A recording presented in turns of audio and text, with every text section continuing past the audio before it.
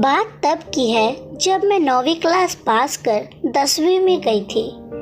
वो मेरे घर के बगल वाले घर में रहता था। यूँ तो मैं उसे बचपन से जानती थी, लेकिन अभी उसके देखने का नज़रिया बदल गया था, या मैं बदल गई थी। इतनी समझ तो थी नहीं मुझ में उस वक्त, लेकिन कुछ तो चल रहा था मेरे उसके बीच। वो भी छत पर रहता था और मैं भी। दोनों घंटों एक दूसरे को देखते रहते थे। वो भी चुप रहता था, मैं भी। घर पास पास था, इसलिए लगभग हर दिन मुलाकात हो जाती थी। नज़रों से नज़रें मिल जाती तो नज़रें चुरा लेती थी मैं, और जिस दिन वो नज़र नहीं आता, नज़रें उसे देखने के लिए बेचैन हो उठती थी। ये कैसी कश्मकश थी। दिल जो समझ रहा था, दिमाग उसे मानने को तैयार नहीं था। मोहल्ले के चौराहे पर एक शिव मंदिर था। वो वहीं खड़ा रहता था। लोफर कहीं का, आते जाते लड़कियों को, औरतों को ताड़ता रहता है। आवारा कहीं का, स्कूल के बाहर भी खड़ा रहता है। अपनी सहेलियों से ऐसी बातें करते चोर निगाहों से उसे देखती हुई घर आ जाती थी। उस दिन उसने गुलाब की कली कहकर क्या संबोधित किया। मेरी सहेलियां हंसने लगी। मुड़कर देखा तो वो भी हंस रहा था।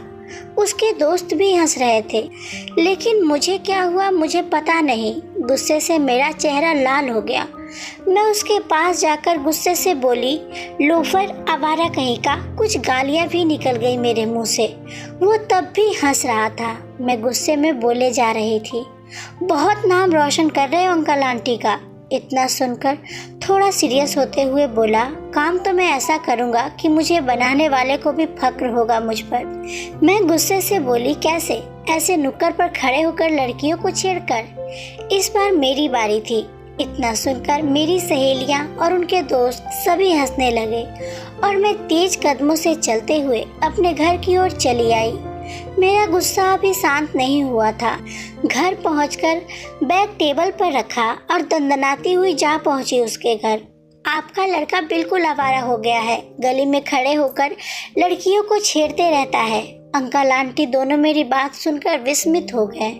अंकल गुस्से से बोले, आने दो उसे, मैं बताता हूँ। अंकल गुस्से से बोले जा रहे थे, आवारा हो गया है एकदम। गली के नुक्कड़ पर खड़े होकर लड़कियों को छेड़ रहा है। आजकल पढ़ाई लिखाई 22.5। वेश तो देखो साहिबजादे का कैसा बना रखा है।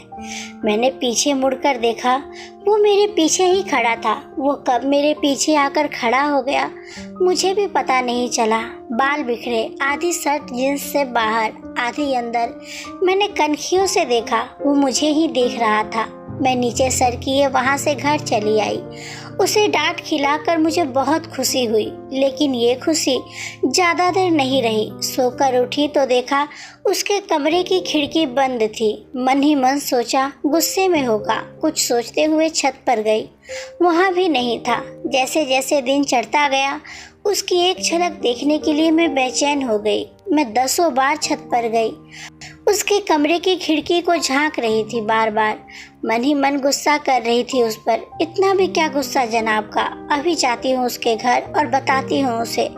लेकिन कुछ सोचकर आधे रास्ते से लौट आई। पता नहीं क्या सोचेगा मेरे बारे में। उसने मुझसे कभी कुछ कहा थोड़े ही है, लेकिन देखता तो रहता है। हाँ तो देखने से क्या। कई सवाल खुद से पूछती और उसका जवाब भी खुद ही दे रही थी। ऐसे ही दिल और दिमाग के उधेड़-बुन में 3 दिन गुजर गए। ये कैसी कश्मकश थी पता नहीं। मैं खुद ही खुद को समझा रही थी, उसके दिल में कुछ नहीं तुम्हारे लिए, ऐसे ही मस्ती कर रहा होगा। लेकिन दिल है कि मानता नहीं। उसकी एक झलक देखने के लिए कभी छत पर, कभी शिव मंदिर चली जा रही थी। इसी हाँ ना में 1 सप्ताह गुजर गया। ना जाने क्यों उन रास्तों पर ये दिल लिए जा रहा है जिन रास्तों पर कांटे ही कांटे हैं। कैसा दिलों का खेल है। आंखों को दिखते फूल ही फूल, चारों तरफ खुशबुओं की बहार है, लेकिन पैरों में चुभते कांटे ही कांटे हैं। ऐ मूर्ख दिल, इस गली में तेरा घर नहीं है। सुकून की चाहत में तो ये किधर आ गया है। यहाँ रातों की नींद, दिन का चैन सब छिन जाएगा। ये मोहब्बत की गली है दोस्त, यहाँ तेरा सब लूट जाएगा। बहुत महंगी है उसकी एक झलक। दिन इंतजार में और रातें यादों में कट जाएगा। मिली जो एक झलक उसके दिल को, सुकून, आंखों को राहत मिल जाएगी, लेकिन पाँव छलनी हो जाएगा। ये मोहब्बत की गली है दोस्त, यहाँ तेरा सब लूट जाएगा। एक सुबह सोकर उठी तो देखा उसके कमरे की खिड़की खुली थी। झांक कर देखा वहाँ कोई नहीं था। मैं दौड़कर छत पर गई।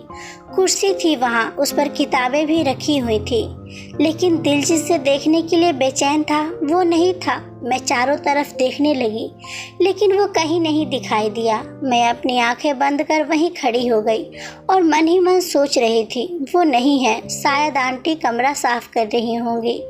जब आंखें खोली तो वो बिल्कुल मेरे सामने खड़ा था और अपनी आंखों से इशारे कर पूछ रहा था, मुझे ही ढूंढ रही हो। अचानक से उसे सामने देखकर मैं घबरा गई। मैं दौड़कर सीढ़ियों के पास दीवार के पीछे छुप गई। मेरा दिल जोर जोर से धड़कने लगा। मैं भी कितनी बावली थी, जिसकी एक झलक देखने के लिए इतनी तड़प रही थी। उसे सामने देखकर छुप गई।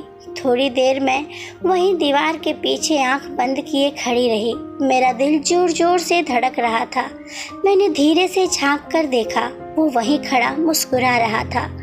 उसे देखने के बाद कैसा एहसास हुआ पता नहीं, लेकिन मेरे पैर जमीन पर नहीं टिक रहे थे, जैसे मेरे पंख निकल आए हों। मैं हवा में उड़ रही थी। मैं शब्दों में बयां नहीं कर सकती कि उसका मुझे ऐसे मुस्कुरा कर देखना मेरे दिल को कितना सुकून दे रहा था।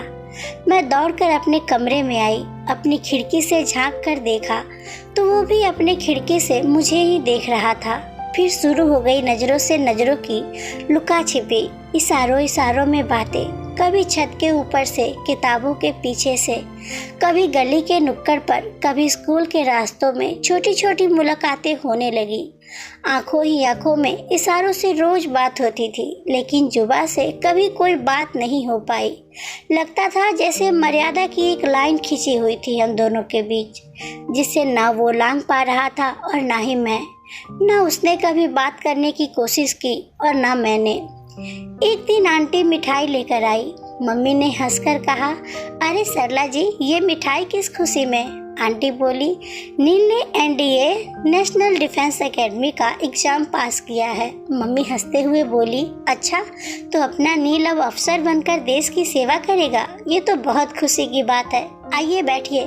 मम्मी ने मुझे बुलाया। माही, देखो आंटी मिठाई लेकर आई हैं। मैं मिठाई लेकर किचन में चाय बनाने चली गई और मन ही मन सोच रही थी, ओह, तो जनाब एनडीए का एग्जाम देने गए थे, और मन ही मन उसके अफसर बनने पर खुश हो रही थी। समय पंख लगा उड़ रहा था। 3 साल गुजर गए। मैं स्कूल से कॉलेज में आ गई और नील अफसर बन गया। लेफ्टिनेंट कमांडर यूनिफॉर्म में वो किसी हीरो जैसा लग रहा था, लेकिन दोनों का प्यार अभी भी खामोशियों में ही बातें कर रहा था, आंखों ही आंखों में, इशारों इशारों में। लेकिन कुछ तो अलग था इस बार। पहले दूर से देखा करता था, लेकिन आजकल पास आने की कोशिश करने लगा था। कभी कभी मेरे बिल्कुल करीब आकर रुक जाता था, जैसे कुछ कहना चाहता हो। जब वो मेरे पास से गुजरता तो मेरी धड़कनें तेज हो जाती, माथे पर पसीना आ जाता था। लेकिन मैं भी तो बहुत कुछ सुनना चाहती थी। मुझे भी उसके कुछ बोलने का इंतजार था। आखिर वो पल आ ही गया। इस बार छुट्टियों में जब वो घर आया, कुछ अलग ही बात थी। कुछ बेचैन सा दिख रहा था वो मुझे। शायद उसने निश्चय कर लिया था कि इस बार वो अपने प्यार का इजहार करके रहेगा। मैं और मम्मी मार्केट गई थी। घर आई तो देखा वो मेरे घर में ही बैठा था, शायद इस उम्मीद में कि मुझसे मुलाकात हो जाए, क्योंकि आज उसकी छुट्टी का आखिरी दिन था। मम्मी ने उसे देखते ही पूछा, तुम कब आए नील? नील ने कहा, 15 दिन हो गए आंटी, आज रात की ट्रेन से निकलना भी है। मम्मी बोली, आज ही? इतनी जल्दी छुट्टियां खत्म हो गई? नील बोला, हाँ, दूसरी जगह पोस्टिंग हुई है ना, तो सोचा वहाँ जाने से पहले मम्मी पापा से मिलता जाऊँ।